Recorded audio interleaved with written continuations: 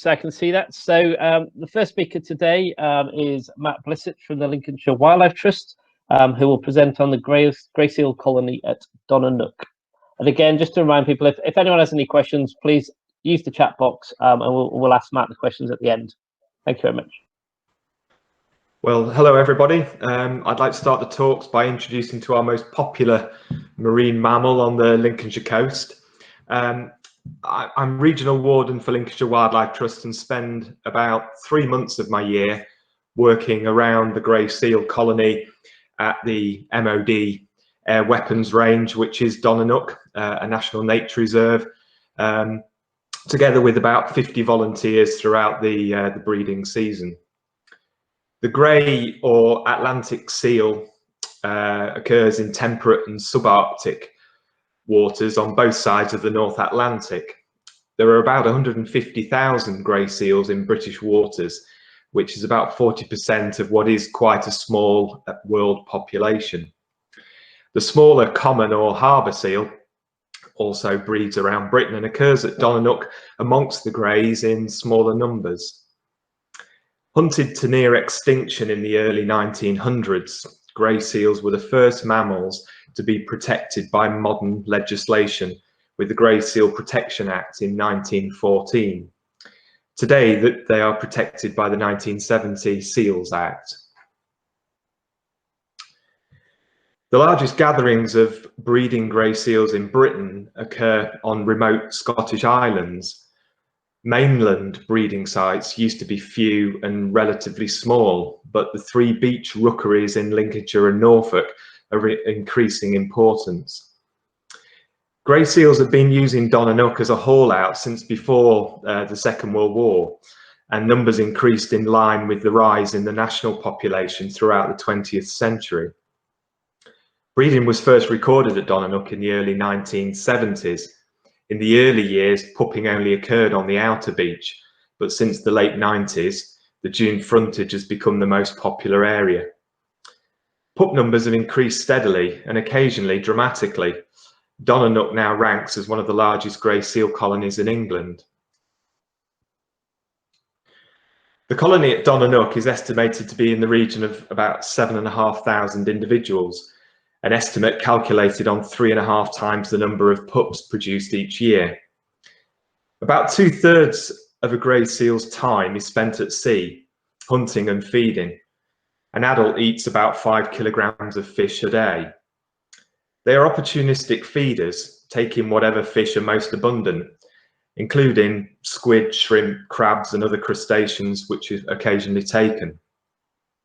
A diet study at Donna Nook in 2002 showed that 3 benthic fish species were the principal prey, these being short-spined sea scorpion, common dragonnet and sand eel.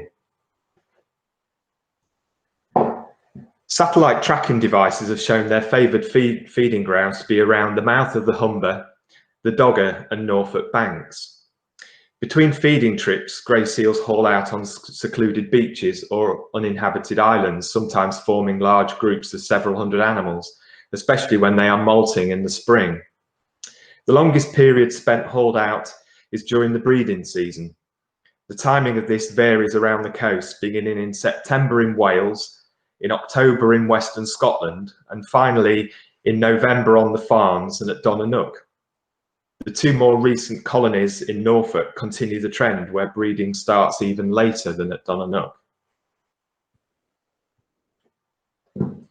Grey seals are the largest of British mammals if you exclude cetaceans. Adult males may weigh up to 320 kg, around 50 stone, and grow to over 2.3 meters in length. Females slightly smaller, reaching a maximum of 190 kilograms, about 30 stone and 2 meters in length. Adult survival is high, about 93% survive each year, except for breeding males, which have an 80% annual survival rate. The oldest female ever recorded was a 46-year-old from Shetland, but few live beyond 35 years. The oldest known male was 29 years, but not many survive beyond the age of 25. Bulls will often be the first seen up amongst the dune. dunes, checking out if any cows have arrived. Depending on the tides, this can be a mile from the sea. And when they come up and investigate, if there are no cows around, we'll go back to the sea. So making that travel each day until the colony builds up in numbers. Cows will arrive a day or two before giving birth, often at the same place each year. The first pups arrive in late October. The upper beach and dunes can be a bit of a lonely place to start with as the first pups are born. But numbers steadily build up amongst the dunes, with pupping reaching a peak in late November. Late November is a time to see pups of all stages of development, the last pup typically being born around the end of December, and the rookery is then quite empty by mid-January. The first signs of an imminent birth are the cow usually showing signs of agitation. Births happen quite quickly. There is generally no sign or sound or calling to give any notification that a birth is about to take place. The first bonding of mother and pup is by smell. There is no licking that takes place. Once the cow recognizes her pup, she rests several hours before the pup will begin to feed. Females do not feed while they are suckling their young and lose about 4 kilograms in weight every day, a total loss of about 40% of original body weight. Females at Donna Nook do not generally leave their pups during this period. A newborn pup will have a yellow staining and fleshy umbilical cord. This pup here, the golden one, is an extreme example of staining by the amniotic fluid. The pup's initial yellow colour will fade to reveal a white coat, and the umbilical cord will shrivel and drop off after 4 to 5 days. These first few days after birth are critical for mother and pup bonding, and disturbance can be fatal.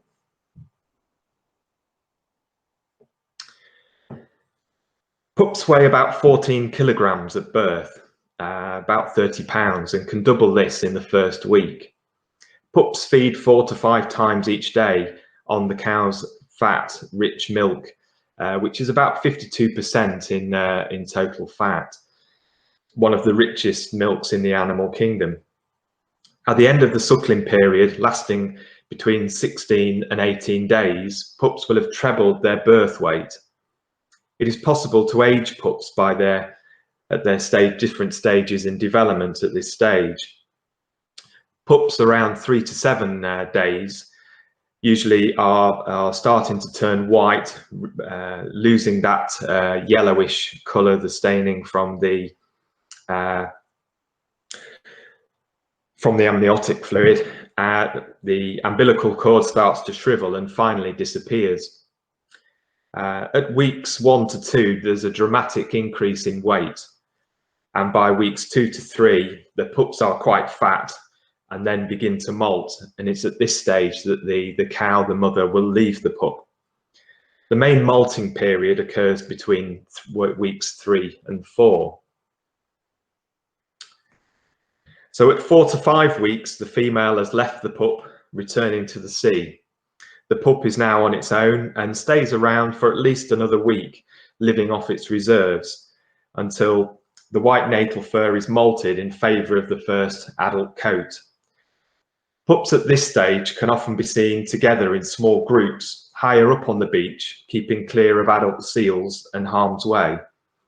A reason why we see pups up against the fence along the viewing area at Donna Nook is for this reason, in that they're keeping out of harm's way and any battles going on between males or being driven off by other females. There's quite a variation in paleage once they lose that lanugo, that natal fur, as you can see here.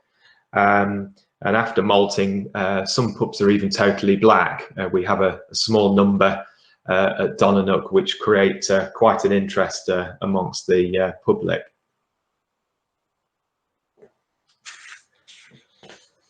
So pup numbers have increased steadily since the 1990s to now over 2,000 pups. Pup mortality on breeding beaches is usually between 15 and 25%, but maybe as high as 40% on crowded or wave-swept beaches. Donna Nook is a safe beach and pup mortality is usually less than 10%. About half to 2/3 of the pups born will survive their first year. Among the cows and pups, bulls compete with each other for a position within the groups of females. Bloody battles are a last resort. The largest males may mate with 10 times more females than their smallest rivals. The ability to stay ashore for several weeks, even while fasting, means that males may overlap in time with many cows. Males reach sexual maturity when they are 6, but they may not gain and hold a position in a breeding group until they are nearer 10 years of age. Body slapping appears to be a behaviour unique to Donna Nook. This is where the bull will raise his body up and drop to the ground, creating a sound, assumed to alert his presence to other bulls and perhaps assuring dominance to surrounding females. Towards the end of lactation, females come into estrus and are mated by 1 or 2 males. Females reach sexual maturity between the ages of 3 and 5, so their reproductive life may go on for more than 25 years. They have a single pup every year, although on average they fail to become pregnant once every 10 years. Grey seal cows are pregnant for 11 months, although active gestation only lasts about 8 months, as the embryo is held in a state of dormancy for 100 days. This is known as obligate embryonic diapause. This gives the female time to recover between pregnancies. Prime males may stay ashore for 5 to 6 weeks without feeding, and in so doing increase their chances of siring more offspring. This is their sole aim. They take no part in parental care. By the end of the season, you can witness extreme weight loss and evidence of battles sought. Most of the time, the seals themselves create few problems. Even the MOD activities are able to continue, but there are some exceptions. We do see the occasional seal displaced. The bull on the left there became a sleeping policeman, having travelled some distance over the dunes and through the car park. Another was a surprise for the MOD staff opening the office one morning.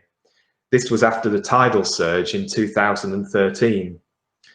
We do get involved with some pup rescue if we can confirm abandonment has taken place. This is only done if safe to do so and doesn't cause any further disturbance. A typical year may see about 10 pups taken to Mablethorpe Seal Sanctuary. The main threat to the seal colony is disturbance. Our main activity is with informing visitors and keeping visitors and seals safe. The seals in the public viewing area seem remarkably untroubled by all the visitors, just as they also ignore the military aircraft and bombing on the weapons range. We've been able to control access so that the public see only a proportion of the seals. The same seals return each year, so have become accustomed to our presence, but we are constantly aware of the potential for disturbance. Improvements to fencing has become a necessity as visitor numbers have increased. With such an amazing natural spectacle, Donna Nook attracts visitors from all over the country and overseas. We average between 60 and 70 visitors within a short 10-week period, which creates quite a management challenge. The Wildlife Trust wouldn't be able to do this without the help of volunteers. Last year, 55 volunteers gave 1,985 hours of time to managing the public visiting the seals. There are a number of potential threats to the colony, from disease to pollution, but one that we see evidence of is litter, plastic waste and discarded fishing gear. This can lead to entanglement and a slow and painful death. Some seals are lucky and we're able to rescue them. More, I'm sure, will be explained in the following talks. But to finish on a good news story, we have a female named Ropeneck, pictured on the left-hand side. She came into Pup with fishing net around her neck in 2000, which a team was able to remove. She still returns to the same place each year to Pup. So I'd just like to say thank you, and are there any questions? Many thanks for that, Matt. A very, very informative talk there. Some great images as well. We have a first question come in from Dorothy Goff. One of the first maps you've shown has a key for the location for wind turbines. What significance does this have? Has there ever been a study with regards to the impact of wind turbines on the behaviour of seals within the Humber estuary? I'm not sure there's been a specific study. I think one thing that wind farms create is potentially offshore reefs, which may attract more, where fishing can't take place, and then probably you get aggregations of more fish around the base of those wind turbines. I can't say that is a fact, but it may have an influence. Obviously, while wind turbines are, there's work going on in construction, then the sound effects and things that may have an impact on not both seals but other cetaceans, I think is obviously quite well documented. Yeah, obviously the seals colony still increases in the population size each year, so there's obviously resources out there for them. So we're not seeing any declines or any detrimental effects on that side of things. Excellent. Does anyone else have any questions? If so, please list them in the chat. While we're waiting for that, Matt, I've got a quick question. How do you see the COVID issue and the perhaps less visitors this year to the site? Do you think that'll have any impact on the numbers? And also, will you be able to undertake the same kind of surveys on the seals this year, or are there any restrictions in place because of COVID? It's creating quite a headache with us because when we're looking at people who gather, I mean, initially sort of 30 in number. I don't think over the last 3 years we've had any day where numbers of visitors has been less than 30. Any daily number of visitors ranges from, I think in the last 3 years, 33 to, I think it was 6,700 on one particular day in the second week of November in 2017. So yes, we're having to restrict numbers of visitors this year. So it's looking as if we will be implementing a booking system and potentially a one-way system over the dunes to view the seals. Yeah, it's quite a challenge for us, because even if we were to close things down, I think the interest that the seals generate, I think we would still have visitors coming to see the seals. The seals themselves, those along the viewing areas I've previously mentioned, I don't think will themselves will have any impact with less numbers, as they seem to sort of go about their business, irrespective of how many people are viewing the seals from behind the fence line. Excellent. Thank you very much. It doesn't look like there's any more questions at the minute. So what I propose is then we will take a very short 5-minute comfort break, and we've got a question just in time there from Adele Powell. Whilst the seals don't seem to be disturbed by human presence or MOD noise, are they negatively impacted by other forms of recreational disturbance? Yes, without a doubt. I mean, one of the great things with the seal colony at Donna Nook is that they get very little human disturbance, because when the red flags are flying, there's no access onto the beach.